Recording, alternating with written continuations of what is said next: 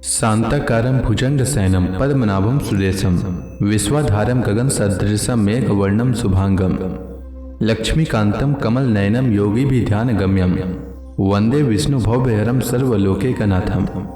मंगलम भगवान विष्णु मंगलम गरुड़ध्वज मंगलम पुंडरीकाक्ष मंगलाय तनोहरि। ओम नमो भगवते वासुदेवाय। आज का दिन आप सभी के लिए मंगलमय हो। आज आश्विन महीने की प्रतिपदा है। आश्विन महीने में प्रतिदिन श्रीमद् भागवत महापुराण की कथा का श्रवण करना चाहिए। इससे भगवान नारायण की कृपा सदैव बनी रहती है। तो आइए सुनते हैं श्रीमद् भागवत महापुराण की आगे की कथा। इससे पहले की कथा आप भादव मास की कथा में सुन सकते हैं। आज के अध्याय में राजा निमि ने पूछा, योगेश्वरों, आप लोग तो श्रेष्ठ आत्मज्ञानी और भगवान के परम भक्त हैं।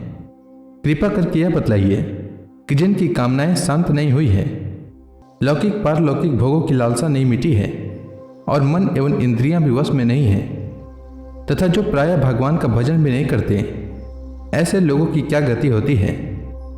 अब आठवें योगेश्वर चामस जी ने कहा, राजन, विराट पुरुष के मुख से सत्व प्रधान ब्राह्मण, भुजाओं से सत्व रज प्रधान क्षत्रिय, जांघों से रज तम प्रधान वैश्य और चरणों से तम प्रधान शूद्र की उत्पत्ति हुई है।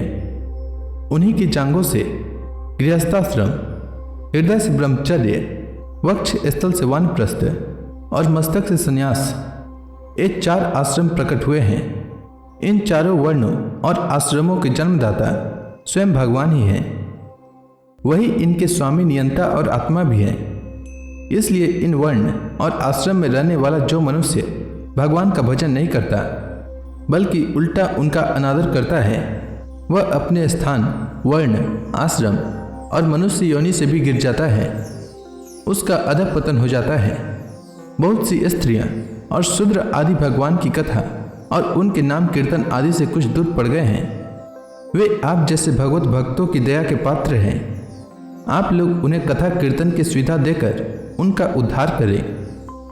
ब्राह्मण, क्षत्रिय और वैश्य जन्म से, वेदाध्ययन से तथा यज्ञोपवीत आदि संस्कारों से भगवान के चरणों के निकट तक पहुंच चुके हैं। फिर भी वे वेदों का असली तात्पर्य न समझकर अर्थवाद में लगकर मोहित हो जाते हैं। उन्हें कर्म का रहस्य मालूम नहीं है। मूर्ख होने पर भी वे अपने को पंडित मानते हैं और अभिमान में अकड़े रहते हैं।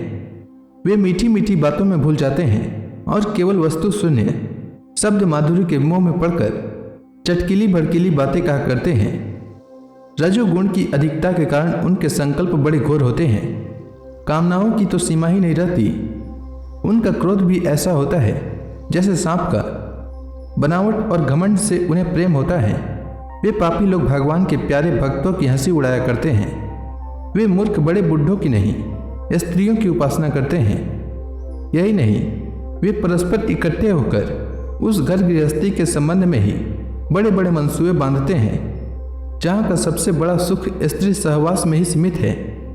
वे यदि कभी यज्ञ भी करते हैं तो अन्न दान नहीं करते, विधि का उल्लंघन करते और दक्षिणा तक नहीं देते।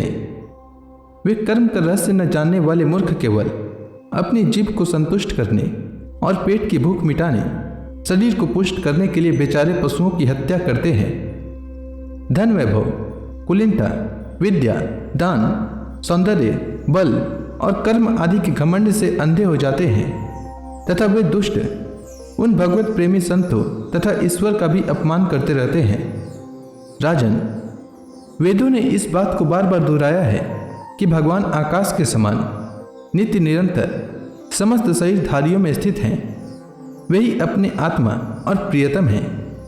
परंतु वे मूर्ख इस वेदवाणी को तो सुनते ही नहीं और केवल बड़े बड़े मनोरथों की बात आपस में कहते सुनते रहते हैं। वेद विधि के रूप में ऐसे ही कर्मों की करने की आज्ञा देता है कि जिनमें मनुष्य की स्वाभाविक प्रवृत्ति नहीं होती।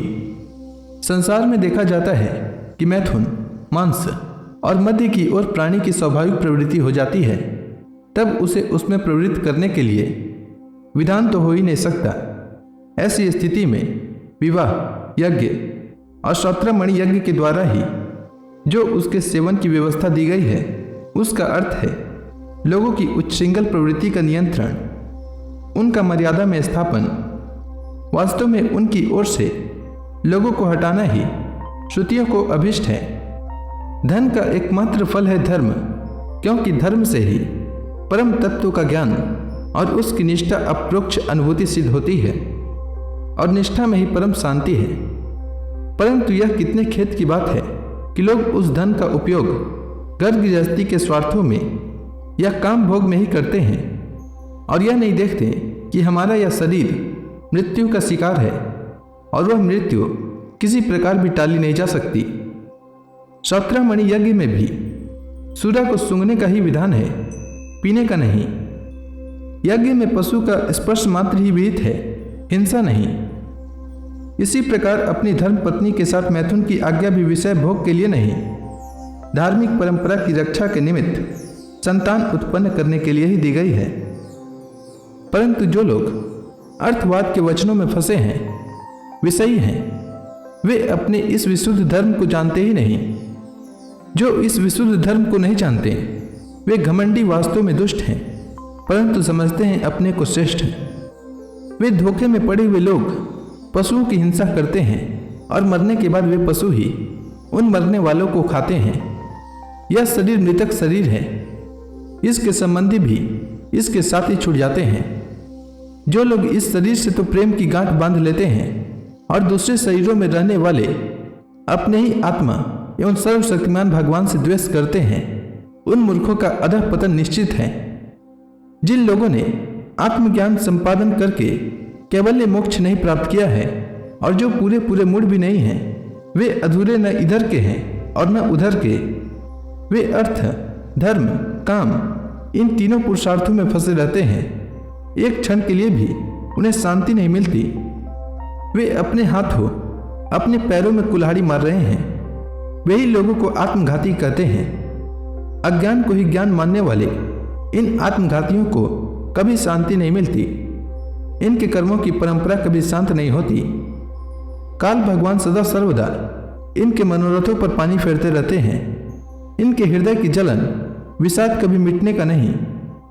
राजन, जो लोग अंतर्यामी भगवान श्री कृष्ण से विमुख हैं, वे अत्यंत परिश्रम करके गृह, पुत्र, मित्र और धन संपत्ति इकट्ठी करते हैं, परंतु उन्हें अंत में सब कुछ छोड़ देना पड़ता है, और न चाहने पर भी विवश होकर घोर नरक में जाना पड़ता है।